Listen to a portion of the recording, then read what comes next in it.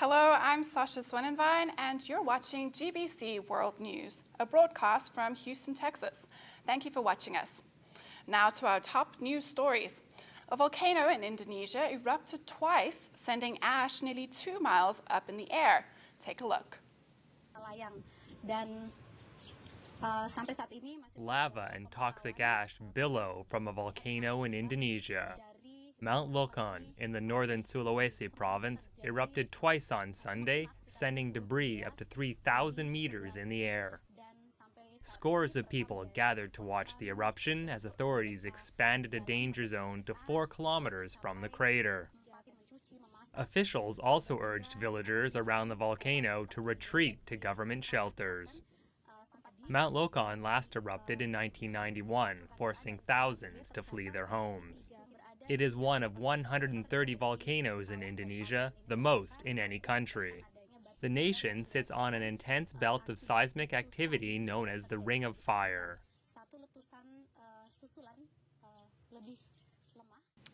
Casey Anthony, the 25-year-old acquitted of killing her 2-year-old daughter Kaylee, is released Sunday after spending 3 years in jail. Casey Anthony walks out of a Florida jail 3 years after being accused of murdering her daughter. A jury acquitted the 25-year-old on July 5th, a verdict that surprised many after her highly publicized trial. The young mother was accused of suffocating her 2-year-old with duct tape in 2008. Her lawyers said that daughter Kaylee accidentally drowned in a family pool. A judge sentenced Anthony to 4 years for lying to police after her daughter's disappearance.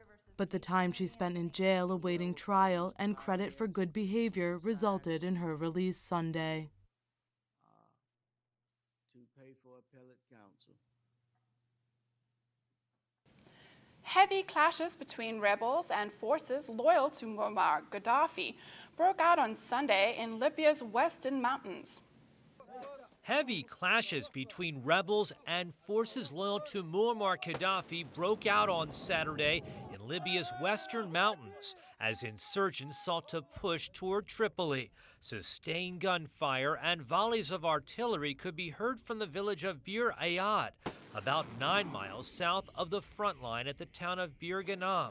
Rebels at Bir Ghanam hold the high ground on the outskirts of the town, their closest position to the capital of Tripoli, about 50 miles away.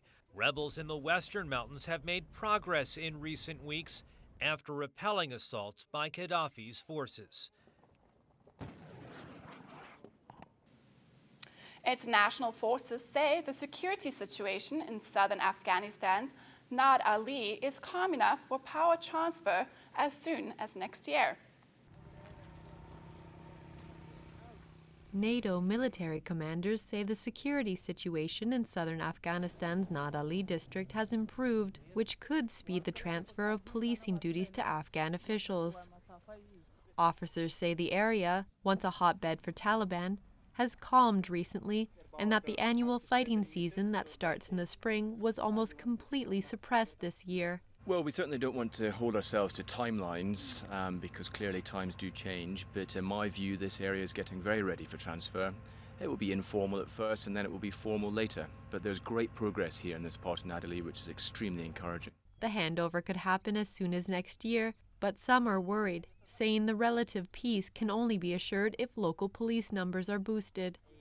But most people are pleased with the arrangement, adding that NATO and its Afghan counterparts have successfully built trust with community members. International forces are set to give security responsibilities in Lashkar-Gah to Afghan army and police forces next week, marking the first wave of handovers.